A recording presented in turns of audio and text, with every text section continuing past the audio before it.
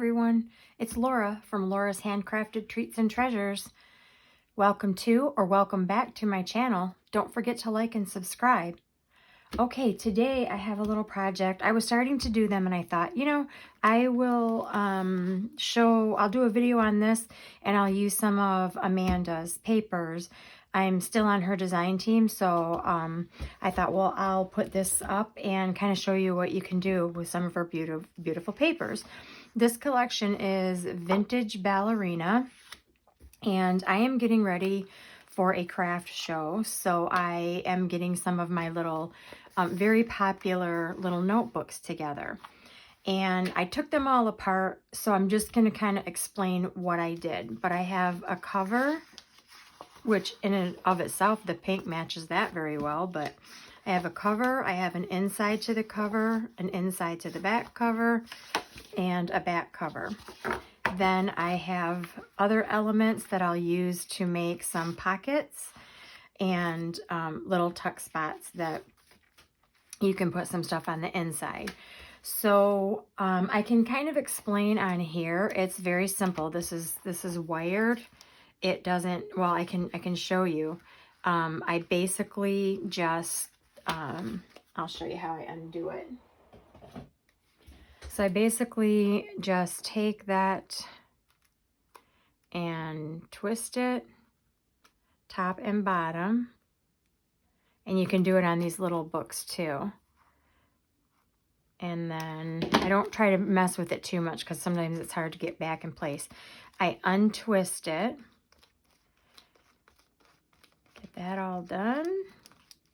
And then because I want to keep the same wire, like I said, I have several of them going right now, but I want to keep the wire that came off of this book with this book. And I used to just kind of lay them around and then they would fall all over and they'd get messed up. But sometimes the holes don't always line up as to the wire that it came out of. I don't know why. And then I struggle. So what I did was took my cover apart. And then I just twisted the wire back on to the paper. Now, how do I know this paper goes with that cover? Well, because I took the elements that go with this and I set them right inside. So I know that this paper goes with this cover. You wouldn't think it'd make a difference, but it does. I guarantee it. All right. So first of all, what we're going to do is we're just going to cover our front and back paper. So I'm going to set these aside for now, but I'm keeping everything exactly this side up because again, the holes, if you get this back one flipped the wrong way, your holes may not line up. So I have them all set to where they need to be. So what I'm going to do is once I'm in this position, I flip it this way. So I know that it's going to be flipped back this way. All right, so I have it just like this. Now I use art glitter glue. I can't speak to anything else because this is what has worked for me. But basically, I'm just gonna get this really glued up. I like to glue my corners and all around the little hole area first. I get that all done. And I'm pretty generous, and I'm always generous in the corners as well. So let's get that done.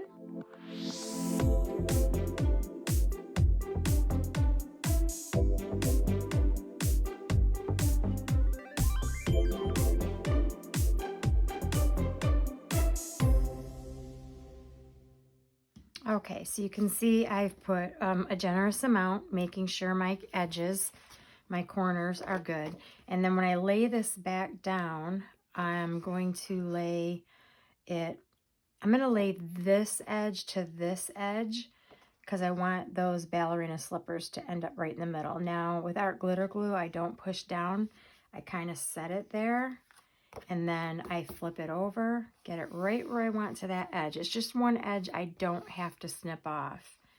And it looks like I got it too far, so I'm not pushing down. Good thing. And I did cut the paper to sort of size I sized it down a little bit to match. So I'm struggling a little bit with this one. It's just not working out. Okay, let's just do this and this. There we go. Now I got it. All right. And then I just give it a good pressing and making sure that it's stuck down there. Now it's going to curl up a little bit on me, but I'm not going to worry about that because when I get the back piece on, it's going to curve itself back. Plus I set it up under some heavy books and that will work. All right. Now I'm going to set that one aside. That one's finished. And I'm going to bring in my back piece. And my back piece, this is the right side up. So I'm going to, it's not too gluey, flip it over. And as you can see, my holes are on the other side. That's correct. Because when it flips back to the book, it'll be straight. I've done them backwards and upside down before. So I'm going to go ahead and get this one glued and do the same thing. Okay, now I'm going to flip my back side, and I want this part more towards where the holes are at. So I'm just going to kind of set it there. I'm going to lift it and get it moved. If there's a little bit, I can cut that off, but it's just one edge I don't have to deal with. If I do it correctly the first time, I just don't have to deal with that edge. So when I'm mass making these, I usually just do a bunch of them. I have 5 of them in the works right now, and I just do the front covers and the back cover, and then I set it aside, and I just keep going, because I want to give that glue a little bit time, to really dry. Our glitter glue does dry fast, but I just like to give it a little extra time. And like I said, it starts to curl, so sometimes I'll throw it under a book or something. But this one's dry enough, so I'm going to go ahead and trim this off. And it's just a matter of cutting to your edges without cutting, the book part off, and trimming that down. Now, the reason you cannot just throw the back side on and then do the cutting is, number one, you wouldn't have a guide. Like, this has to guide where you're going to make that cut. And number two, all those little holes have to be poked out or punched out, because if you don't, then when you put your back one on, you don't know where the holes are at. Trust me, I know, because I've done it. So I have a little hole punch here, and it seems to fit the size. Now these ones are kind of oblong, and what I do is I just kind of feel it grab, but I make sure it's to the outer edge. If you go too far in, sometimes your wires will not go back in there. How do I know this? Yep, you got it. I've done it. So I'm going to get these poked out, and then we'll move on.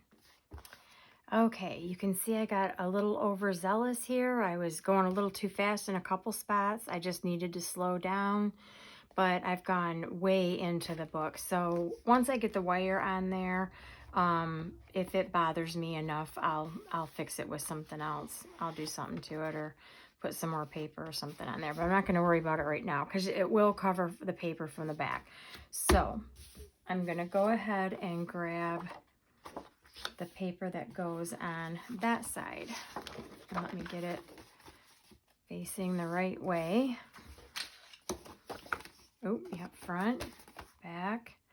Okay, so again, I'm going to turn my paper, turn that out, and now you can see my holes are on this side on the pink one because we're sort of working in reverse.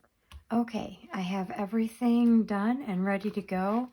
I just used a vintage photo and got everything inked up, but I saved this one only to show you when you're inking, you want to get in that groove real well, and then go ahead and ink your outside, and then you'll cover up all that white.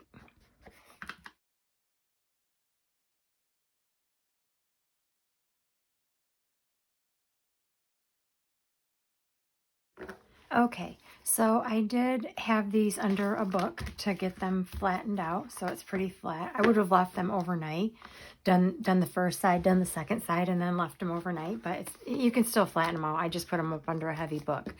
So now I'm going to take this and I'm going to start getting that wire back out of there. Pretty simple.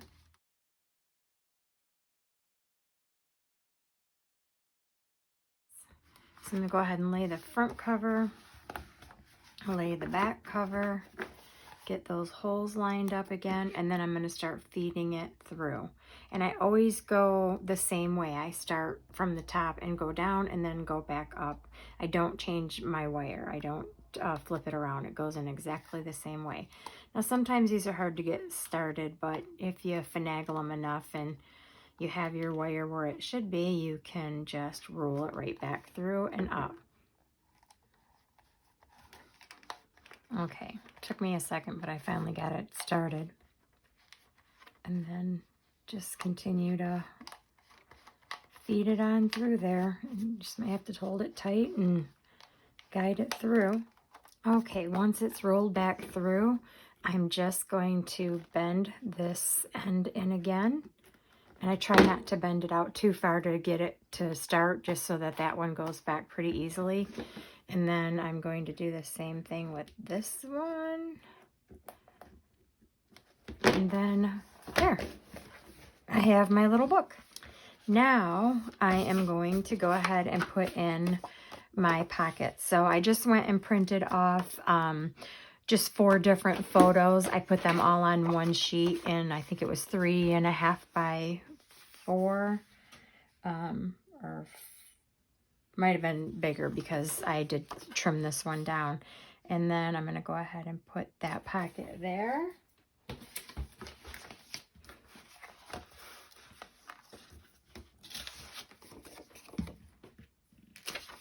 And I don't do a whole lot more to these.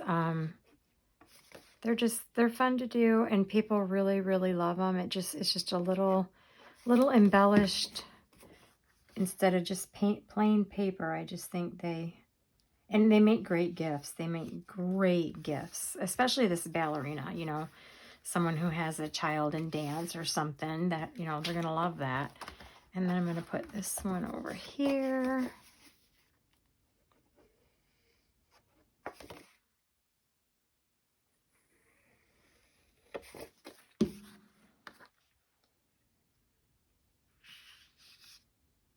Okay, my pockets are in. Then I'm going to go ahead and grab out, or take my tags and put my tags in. Maybe put one down there, and then I'll slide a piece of paper in there too, maybe a coffee dyed paper. Slide that one. I might embellish a little further by maybe putting some, in fact, I think I will do that. I'll just put these little slippers right here. Like I said, I don't do too much to them, but I do have the elements, so I'll just go ahead and use them up. I don't sell them for that much, so definitely not minimum wage at all.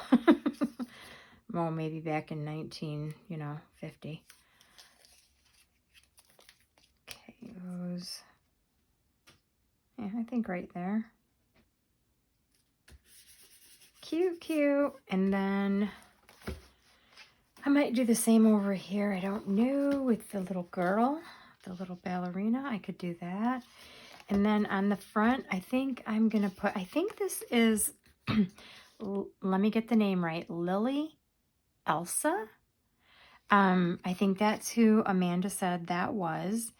And I tried to look her up. I wanted to get some information on her so I could put something in the book about her. I thought it'd be neat for a little girl who's, you know, a ballerina to read about her. But I may end up putting that there. And then I have a whole box of, you know, just a note, which I might put up here, and I'll put a border around it. Stuff that just a note seems to be, or notes, just notes in general. So maybe I'll just put that up there. I'll put Lily Ellis there, and then when I'm completely finished, I'll show you. Okay, here is the final notebook. Isn't it cute? And I have Lily Elsa, I believe her name is, on the front. I added a little embellishment, notes to the top. And then when you open it up, I've got a tag here. I'm going to go ahead and add another little coffee dyed piece of paper to that. And then in the back, I added a little tag here, but slipped in a couple more of the tags. And then I'm going to add another coffee dyed sheet of paper to that little pocket. So there we have it. It's done. Also, I wanted to mention, if you can't get these, I'm not really sure what's available in the UK. If you cannot get these would work as well. And I've just made some out of these. And I got these from Amazon. And if you just do a search for half composition book, you'll find these. So these worked out really well as well. So these I got at the actual book at Dollar Tree. Can't find them right now, but I pick them up anytime I see them. So yeah, have some fun and make some little journals. Thanks everyone. Have a great day. Bye.